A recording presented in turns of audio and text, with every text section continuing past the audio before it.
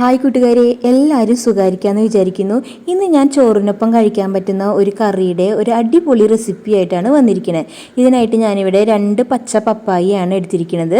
ഇതിനെ നമ്മൾ നന്നായി കഴുകിയ ശേഷം ഇതിൻ്റെ തോലെല്ലാം ചെത്തിയെടുക്കുക. നമ്മളിത് മരത്തുനിന്ന് ചിലപ്പോൾ താഴത്തേക്ക് കുത്തിയിടുമ്പോൾ ചിലപ്പോൾ മണ്ണൊക്കെ പറ്റിയിട്ടുണ്ടാവും. അതാണ് ഞാൻ ആദ്യമേ തന്നെ ഒന്ന് കഴുകിയെടുത്തത് കേട്ടോ. എന്നിട്ട് ഇത് നന്നായിട്ട് ഇതിൻ്റെ തൊലിയെല്ലാം നമ്മൾ നന്നായിട്ട് ചെത്തി മാറ്റിയെടുക്കണം കേട്ടോ. ഇതിപ്പോൾ ഇതിൽ നന്നായിട്ട് തൊലി ചെത്തുമ്പോൾ തന്നെ നന്നായിട്ട് പശ വരും. അപ്പോൾ നമ്മളിത് വീണ്ടും കഴുകിയെടുക്കണം. തൊലി ചെത്തി കഴിഞ്ഞിട്ട് ഒന്നും കൂടി നമ്മൾ നന്നായിട്ട് വാഷ് ചെയ്ത് എടുക്കുക കേട്ടോ. പിന്നെ ചെറിയ കഷ്ണങ്ങളാക്കിയ ശേഷം ഇതൊരു 5-10 മിനിറ്റ് നേരം പച്ചവെള്ളത്തിൽ മുക്കി വെച്ചാൽ ഇതിൻ്റെ കറയെല്ലാം നന്നായിട്ട് പോയി കിട്ടും കേട്ടോ. കണ്ടോ, ഇപ്പോൾ ഇത് 2 കഷ്ണമായി മുറിച്ച ശേഷം അതിൻ്റെ നടുക്കിൽ നമുക്ക് ചെറിയ കുരുകളുണ്ടാവും. പിന്നെ ചെറിയ ചെറിയ കുറച്ച് സാധനങ്ങളൊക്കെ നമുക്ക് കാണാൻ സാധിക്കും. അതൊക്കെ നമ്മൾ കത്തിയുടെ മുനമ്പ് വെച്ചിട്ട് ഇങ്ങനെ ചുരണ്ടി മാറ്റിയെടുക്കുക കേട്ടോ. കണ്ടോ, അതിനുള്ളിൽ പശ പോലെയൊക്കെ ഉണ്ടാവും. അത് നമുക്ക് നാവിന് ചിലപ്പോൾ പൊള്ളലൊക്കെ വരുന്ന ഒരു പശ പോലെയുള്ളതാണ്. അതുകൊണ്ട് അതൊക്കെ നമ്മളിങ്ങനെ കത്തിയുടെ കൊണ്ട് ഇങ്ങനെ ചുരണ്ടി മാറ്റിയിട്ട് എടുക്കുക. എന്നിട്ട് ഇത് ചെറിയ കഷ്ണങ്ങളായിട്ട് മുറിച്ചെടുക്കുക കേട്ടോ. ഒക്കെ ചെറിയ പീസുകളായിട്ട് ഞാനിവിടെ മുറിച്ച് മാറ്റിയിട്ട് എടുത്തിട്ടുണ്ട് കേട്ടോ. നന്നായിട്ട് ചെറിയ പീസായിട്ട് മുറിച്ചെടുക്കരുത്, ഒരു മീഡിയം സൈസിൽ ഇത് മുറിച്ചെടുക്കുക കേട്ടോ.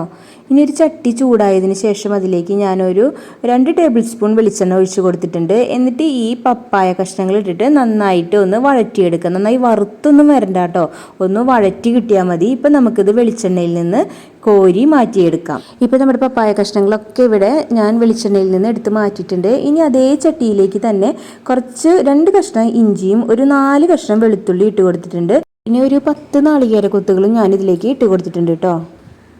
നാളികേര കൊത്തുകളാണ് ഞാൻ ഇട്ട് കൊടുത്തിരിക്കുന്നത്. ഇത് നന്നായിട്ട് ഒന്ന് വറുത്ത് കോരി എടുക്കുക കേട്ടോ. നന്നായിട്ട് വറുത്തരക്കില്ലേ നമ്മൾ കൂട്ടാനിലേക്കൊക്കെ, അതുപോലെ വറുത്ത് കോരിയിട്ട് എടുക്കുക. പിന്നെ ഈ വെളിച്ചെണ്ണയിലേക്ക് തന്നെ നമ്മളതിൽ ബാക്കി വെളിച്ചെണ്ണ ഉണ്ടാവും, ഇല്ലെങ്കിൽ ഒരു തുണ്ടും കൂടി ഒഴിച്ചു കൊടുത്തോളൂ കേട്ടോ.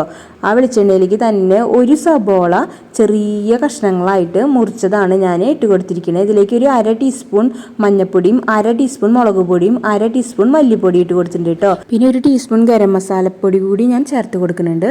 പിന്നെ മുളക് പൊടി നിങ്ങളുടെ ഇഷ്ടത്തിന് വേണമെങ്കിൽ 1 ടീസ്പൂൺ ചേർത്ത് കൊടുക്കാം. ഇത് നല്ല എരിവുള്ളതുകൊണ്ടാണ് ഞാൻ 1/2 ടീസ്പൂൺ ചേർത്ത് കൊടുത്തത്. ഇപ്പം നമ്മുടെ പൊടികളൊക്കെ ഇവിടെ നന്നായിട്ട് വഴന്ന് വന്നിട്ടുണ്ട്. അതിൻ്റെ പച്ചമണമൊക്കെ ഒന്ന് മാറിയിട്ടുണ്ട് കേട്ടോ.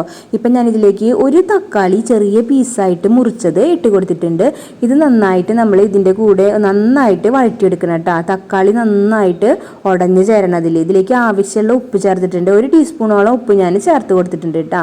ഇതൊക്കെ കൂടിയിട്ട് നന്നായിട്ട് മിക്സ് ചെയ്ത ശേഷം ഈ തക്കാളി നന്നായിട്ടൊന്ന് ഉടഞ്ഞ് വെന്ത് വരാനായിട്ട് ഒരു 5 മിനിറ്റ് നേരം ഒന്ന് അടച്ച് വെച്ചിട്ട് വേവിക്കുക കേട്ടോ. ഇപ്പോൾ കണ്ട, ഇപ്പോൾ ഇത് തക്കാളിയൊക്കെ നന്നായി വെന്തിട്ടുണ്ട്. ഇത് നമ്മൾ കയ്യിൽ വെച്ചിട്ട് നന്നായിട്ടൊന്ന് ഉടച്ചെടുക്കുക കേട്ടോ. അപ്പോൾ തക്കാളിയൊക്കെ നല്ല സോഫ്റ്റായിട്ട് നല്ല പായസം പോലെ ഉടഞ്ഞു വരും കേട്ടോ. അതിനുശേഷം നമ്മൾ ഈ അരപ്പ് ചേർത്ത് കൊടുക്കുകയാണ്. നേരത്തെ നമ്മൾ അരച്ച് വെച്ചില്ലേ നാളികേരം, ഇഞ്ചി, വെളുത്തുള്ളി, ആ അരപ്പ് നമ്മൾ ഇതിലേക്ക് ചേർത്ത് കൊടുക്കുകയാണ്.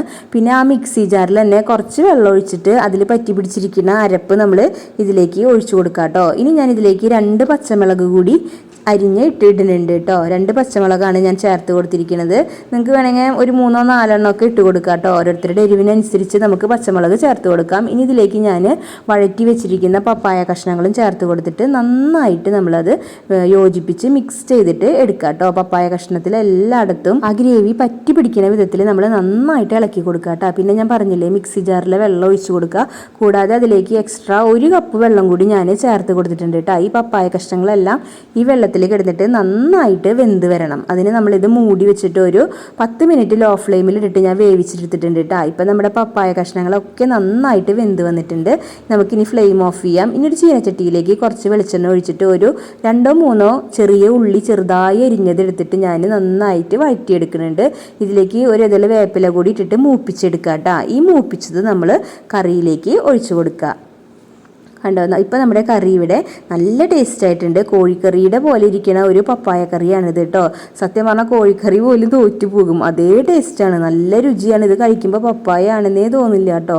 നല്ല ടേസ്റ്റിൻ്റെ, എല്ലാവരും ട്രൈ ചെയ്ത് നോക്കുക. ഇനി നമ്മളിതൊരു കാച്ചിയതിന് ശേഷം നമ്മളൊരു 5 മിനിറ്റ് നേരം അടച്ച് വെച്ചിട്ട് തുറന്നിട്ട് ഉപയോഗിക്കുക കേട്ടോ. അപ്പോൾ നല്ലൊരു മണം വരും, നല്ല ടേസ്റ്റാണ്. അപ്പോൾ എല്ലാവരും ട്രൈ ചെയ്ത് നോക്കുക. വീഡിയോ ഇഷ്ടമായാൽ കൂട്ടുകാർക്കൊക്കെ ഒന്ന് ഷെയർ ചെയ്ത് കൊടുക്കുക. പിന്നെ പറയാൻ മറന്നു, സബ്സ്ക്രൈബ് ചെയ്യാൻ മറക്കരുത്, ലൈക്ക് ചെയ്യുക, കമൻറ്റ് ചെയ്യുക. അപ്പോൾ മറ്റൊരു വീഡിയോയിലൂടെ വീണ്ടും കാണാം. ബൈ.